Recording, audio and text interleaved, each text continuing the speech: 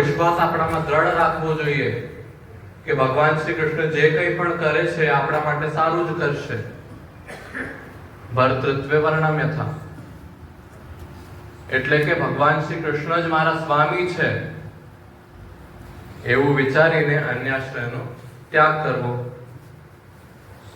આત્મનૈવેદ્ય કાર્પણ્ય, એટલે આપણા જીવનમાં જે કંઈ પણ છે, ઘર પરિવાર ધન સંપત્તિ શરીર આત્મા, બધું ભગવાને જ આપણને આપેલું છે.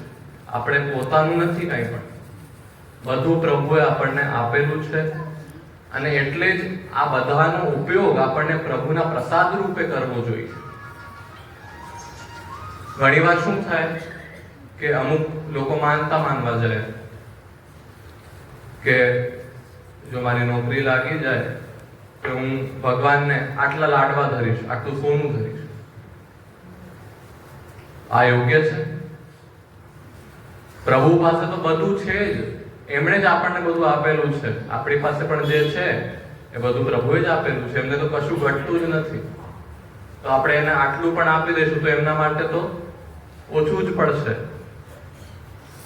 એનાથી કશો લાભ નથી. ઠાકોરજી તો માત્ર ને માત્ર ભક્તના ભાવથી જ પ્રસન્ન થશે. આ વાત આપણને ખૂબ સમજવાની આવશ્યકતા છે. અને ત્રીજી જાતની પછી શરણાગતિ છે કાર્પણ્ય, એટલે કે ભગવાન શ્રી કૃષ્ણ નું મહાત્મ્ય જાણીને આપણે પોતાનો અહંકાર ત્યાગવો જોઈએ અને દીનતા રાખવી જોઈએ. તો જે ભગવાનને શરણાગત છે એને આ બધી વસ્તુઓનું ધ્યાન રાખવું જોઈએ. અને એમ પણ આપણે વૈષ્ણવ છીએ, વૈષ્ણવ પરંપરામાં આપણે જન્મ થયો છે, એટલે આપણા માટે તો આ બધું સહજ જ છે કે આપણને સાક્ષાત પ્રભુ મળ્યા છે. એટલે આપણે શ્રી મહાપ્રભુજી બતાવેલા કર્તવ્ય અવશ્ય કરવા જ જોઈએ. જેવી રીતે સેવા, સત્સંગ, જેના ઘરમાં પણ ઠાકોરજી બિરાજે છે, સૌભાગ્યની વાત છે, આનંદથી સેવા કરો. અને એ જ આપણું મુખ્ય કર્તવ્ય છે.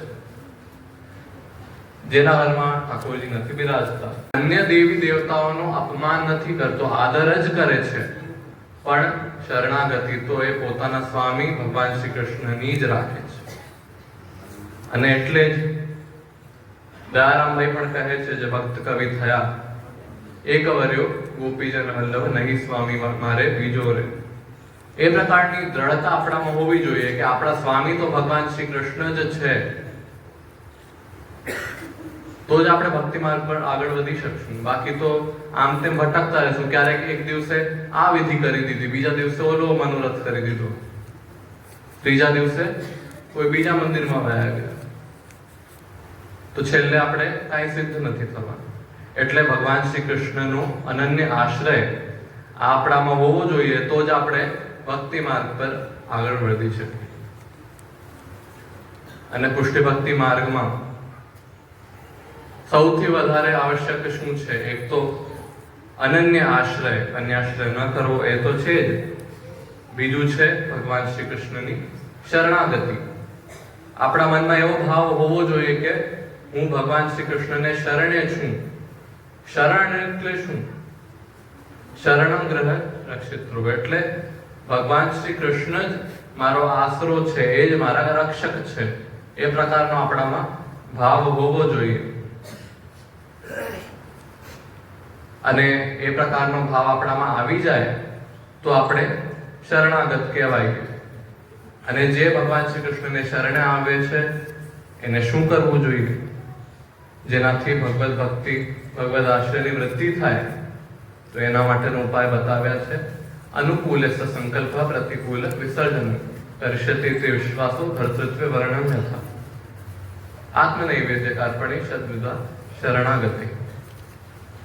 ભગવાન શ્રી કૃષ્ણને જે અનુકૂલ છે એવા વ્યવહારો કરવા જોઈએ. જે ઠાકોરજીને ગમે છે એવું કરવું જોઈએ. હવે એક નાના બાળકને પણ પૂછો કે આ તમે જે કરો છો એ ઠાકોરજીને ગમે છે, તો પણ એને ખબર પડી જાય કે આ હું જે કરું છું એ ખોટું છે અને હું જે કરું છું એ સાચું. તો આપણે મોટા હોય તો આપણને ખબર જ છે કે આપણે શું અધર્મ કરી રહ્યા છે અને આપણે શું સદ્ધર્મ કરી રહ્યા છે. ઠાકોરજીને ગમે એવા વ્યવહારો કરવા, જેવી રીતે આચાર્ય વાણીનું પાલન, શાસ્ત્રો અનુસાર જીવન જીવવું, સેવા સત્સંગ, આ બધા વ્યવહારો આપણને કરવા જોઈએ. પ્રતિકૂળ વિસર્જન, જે પ્રભુ ભક્તિ ને પ્રતિકૂળ છે એવા વ્યવહારો આપણને ન કરવા જોઈએ, જેવા કે અન્યાશ્રય, અસદાલાપ, દુસ્સંગ, એ બધાનો ત્યાગ કરવો જોઈએ.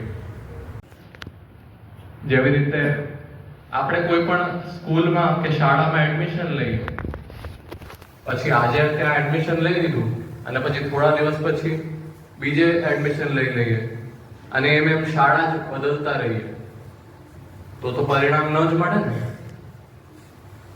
હવે માની લો કે તમને અહીંયા વાડોદરથી જુનાગઢ જવું હોય તો વચ્ચે વચ્ચે એટલી બધી ગલીઓ આવે છે, રસ્તાઓ આવે છે, તો બધામાં તમે વળી જાઓ તો ક્યારે પહોંચશો?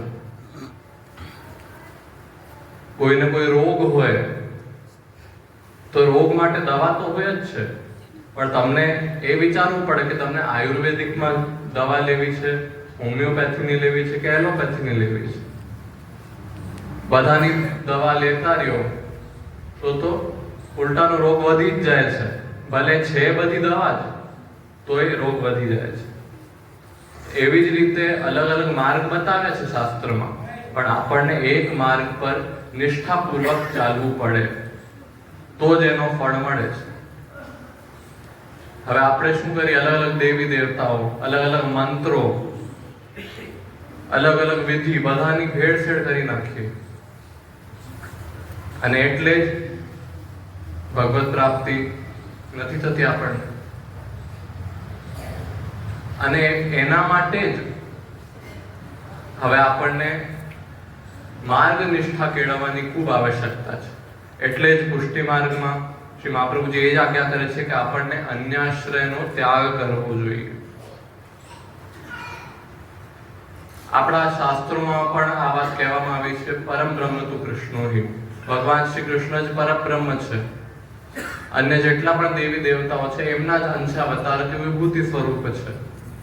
ઠાકોરજી એટલે ભગવાન શ્રી કૃષ્ણએ જ આ અલગ અલગ રૂપો ધારણ કર્યા છે. આ વાત તો સ્પષ્ટ છે.